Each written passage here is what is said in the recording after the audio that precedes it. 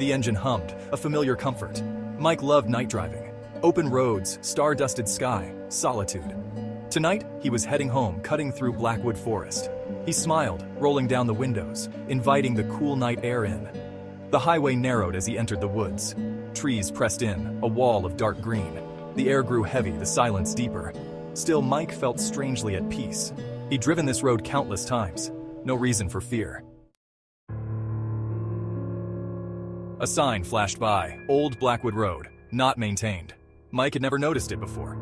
Curiosity piqued, he slowed down. The forest seemed to press closer, the darkness deeper down this road. He hesitated, then turned.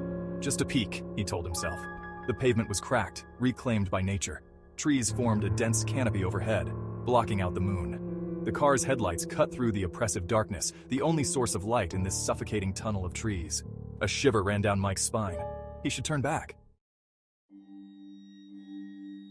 A figure appeared in the distance, a woman dressed in white. She stood motionless in the middle of the road, bathed in the car's headlights.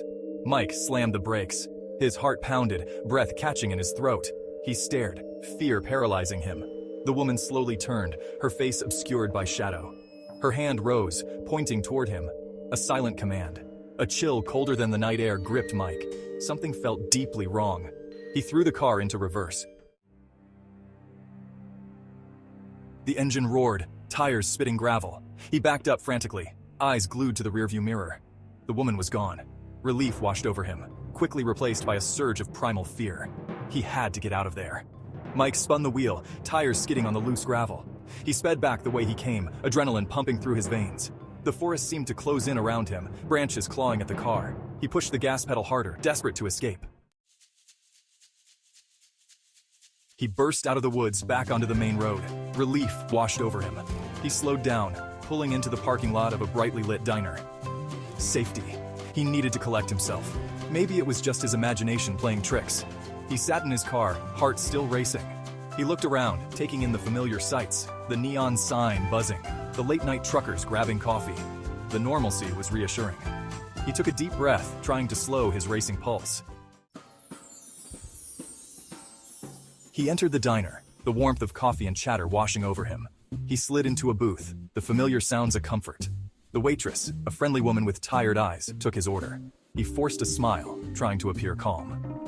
The coffee arrived, steaming, filling his senses with its aroma.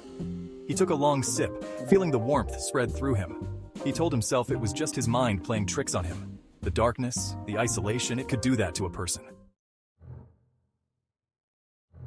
Section 7. Doubts and fears. He glanced at the reflection in the window. His face was pale, eyes wide with lingering fear. Had he imagined it?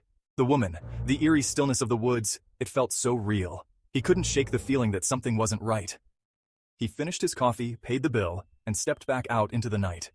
The air was still, the forest across the road dark and silent. The diner's light seemed to hold back the darkness, a fragile barrier. He hesitated, a shiver running down his spine. Section 8. Returning to the road. He drove back towards Blackwood Forest, a strange compulsion pulling him back. He had to know. Was it real, or had his mind played a cruel trick on him? He reached the turnoff for Old Blackwood Road, slowing down. The road seemed to beckon him, promising answers. He fought the urge to turn away, his curiosity battling with his fear. He took a deep breath, steeling himself. He had to see this through. He turned onto the road. Section 9. Vanished without a trace. The forest was just as he remembered it, dark, silent, oppressive. He drove slowly, scanning the road ahead. The headlights illuminated the trees, their branches twisting like skeletal fingers. There was no sign of the woman. He continued down the road, each turn revealing nothing but more trees and darkness. Doubt crept in. Had he imagined the whole thing?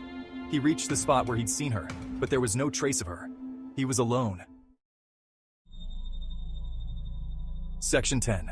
A haunting reminder. He turned the car around, relief flooding him.